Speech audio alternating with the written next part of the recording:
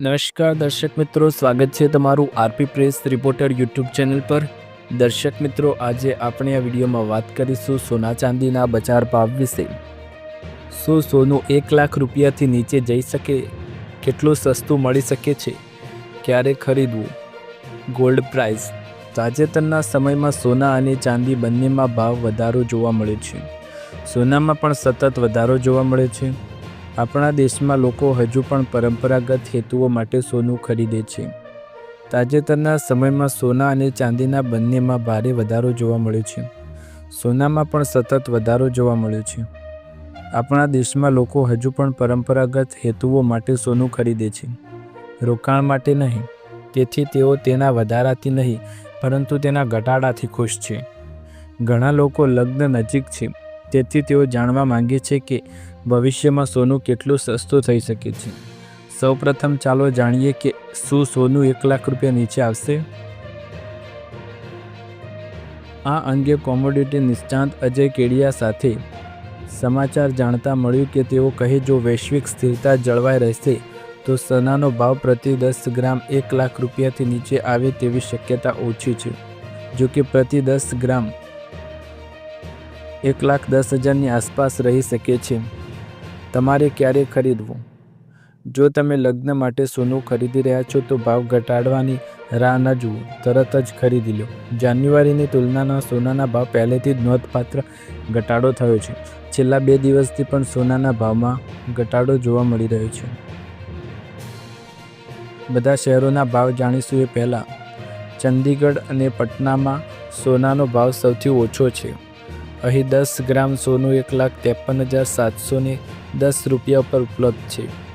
ભોપાલમાં સોનાનો સૌથી વધુ ભાવ છે। 10 ગ્રામ સોનાનો ભાવ 1,53,950 રૂપિયા પર છે અને અહીં 1 કિલો ચાંદીનો ભાવ 2,36,870 રૂપિયા છે।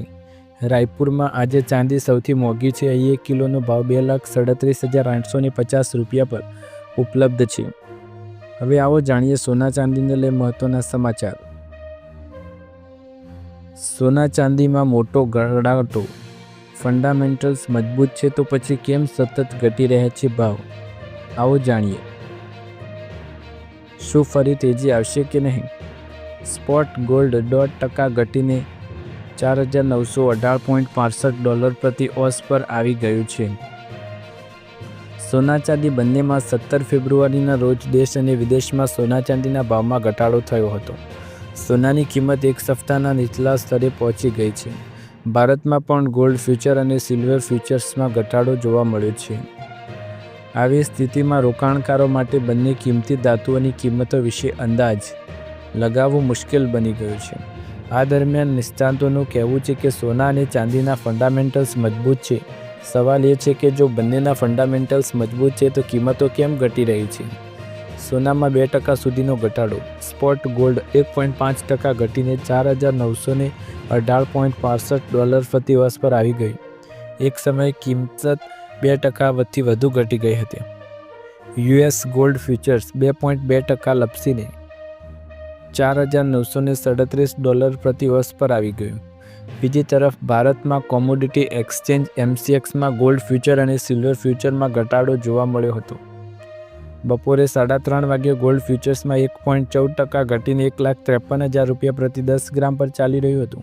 સિલ્વર ફ્યુચર 2.78% તૂટીને 2,33,010 રૂપિયા પ્રતિ કિલોગ્રામ પર પહોંચ્યું હતું। આ કારણોસર સોનામાં ઘટાડો આવ્યો। નિષ્ણાતોનું કહેવું કે જો ડોલરની મજબૂતીનું વલણ છે, જીઓપોલિટિકલ ટેન્શનમાં ઘટાડાના સંકેતો છે, યુએસ ફેડરલ રિઝર્વની મોનેટરી પોલિસી વિશે અંદાજ લગાવવો મુશ્કેલ છે। મે મહિનામાં જેમ રો પોવેલની જગ્યાએ કેવિન વોર્સ ફેડરલ રિઝર્વના ચેરમેન બનશે। અત્યારે તેમની પોલિસી વિશે અંદાજ લગાવવો મુશ્કેલ છે। ડોલરમાં મજબૂતીને કારણે અન્ય કરન્સીમાં સોનું ખરીદવું મોંઘું બને છે, તેથી સોનાની કિંમતો પર તેની નકારાત્મક અસર પડે છે। બીજી તરફ ફેડ દ્વારા વ્યાજ દરોમાં ઘટાડો ન કરવાથી સોનાની ચમક ફીકી પડી રહી છે। આ કારણોસર કિંમતો વધી હતી। છેલ્લા 1.25 વર્ષમાં સોના અને ચાંદીમાં આવેલી તેજી કેટલાક ખાસ કારણો રહ્યા છે। અમેરિકી રાષ્ટ્રપતિ ડોનાલ્ડ ટ્રમ્પની પોલિસીથી વૈશ્વિક અનિશ્ચિતતા વધી છે। ડોલરમાં નબળાઈથી સોના અને ચાંદીની કિંમતોમાં ટેકો મળ્યો છે. ફેડરલ રિઝર્વ દ્વારા રેટ ઘટાડાની સોનાની ચમક વધી. ઘણા દેશોની સેન્ટ્રલ બેન્કોએ સતત સોનાની ખરીદી કરી રહ્યા છે. આ ઉપરાંત જીઓપોલિટિકલ ટેન્શન વધવાથી રોકાણકારોની કિંમતી ધાતુઓમાં રુચિ પણ વધી છે. લાંબા ગાળે કેવું રહેશે વલણ?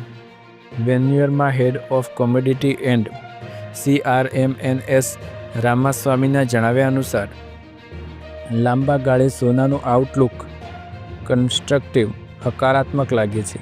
તેમણે કહ્યું કે માળખાગત રીતે સોનામાં લાંબા ગાળે તેજીની શક્યતા દેખાય છે, પરંતુ આ અત્યારે થશે જ્યારે અમેરિકામાં મોનેટરી પોલિસીના નરમાશ આવશે.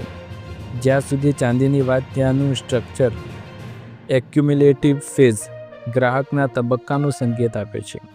ફેબ્રુઆરીના અંતમાં અને માર્ચની શરૂઆતમાં તે ખૂબ જ મહત્વપૂર્ણ તબક્કામાં પ્રવેશતું દેખાઈ રહ્યું છે.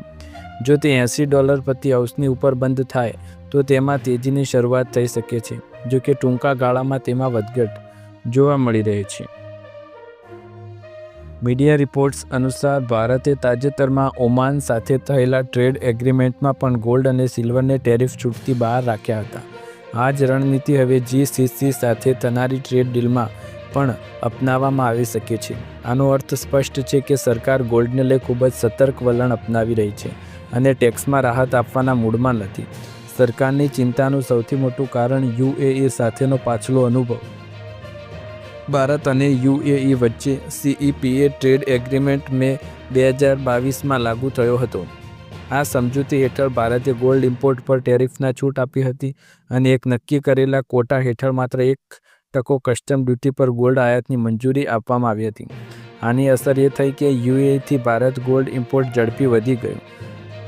FY22માં જ્યાં UAEથી ગોલ્ડ આયાત $5.8 અબજ હતી, ત્યાં 2025માં સુધી તે વધીને આશરે $16.8 અબજ સુધી પહોંચી ગઈ. ટૂંકમાં માત્ર 3 વર્ષમાં ગોલ્ડ આયાત લગભગ 3 ગણી વધી. આ ઝડપી વધારાએ સરકારની ચિંતા વધારી દીધી. ટ્રેડ એક્સપર્ટ્સનું કહેવું છે કે ટેરિફ છૂટનો કેટલાક કિસ્સાઓમાં ખોટો ઉપયોગ પણ થાય છે.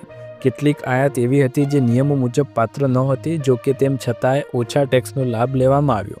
ત્યારબાદ સરકારને નિયમો કડક કરવા પડ્યા અને દેખરેખ વધારવી પડી. હવે સરકાર GCC સાથે થનારી ટ્રેડ ડીલમાં આ પ્રકારની સ્થિતિ બચવા માંગે છે. ભારત અને GCC દેશો વચ્ચે વેપાર ઝડપથી વધી રહ્યો છે અને FY25માં તે $179 અબજ સુધી પહોંચી ગયો છે. ભારત આ દેશોને ટેક્સટાઇલ, જ્વેલરી, ફાર્મા અને એન્જિનિયરિંગ સામાન એક્સપોર્ટ કરે છે, જ્યારે બદલામાં કાચું તેલ તેમજ ગેસ જેવા એનર્જી પ્રોડક્ટ આયાત કરે છે. સરકારનું માનવું છે કે ગોલ્ડ પર ટેરિફ છૂટ આપવાથી સ્થાનિક જ્વેલરી ઇન્ડસ્ટ્રી અને ટ્રેડ બેલેન્સ પર દબાણ આવી શકે.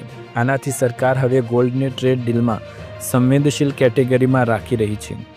દર્શક મિત્રો, તમને વિડીયો પસંદ આવે તો વિડીયોને લાઇક, શેર, કમેન્ટ કરો. ચેનલ પર નવા હોય તો ચેનલને સબસ્ક્રાઈબ કરો. આવા જ નવા વિડીયો જોવા માટે ચેનલ સાથે જોડાયેલા રહો. ફરી એકવાર નવા વિડીયોમાં નવા સમાચાર, નવા ભાવ સાથે ઝડપથી મળીશું. ત્યાં સુધી તમારા બધાનો આભાર. જય હિન્દ, જય ભારત.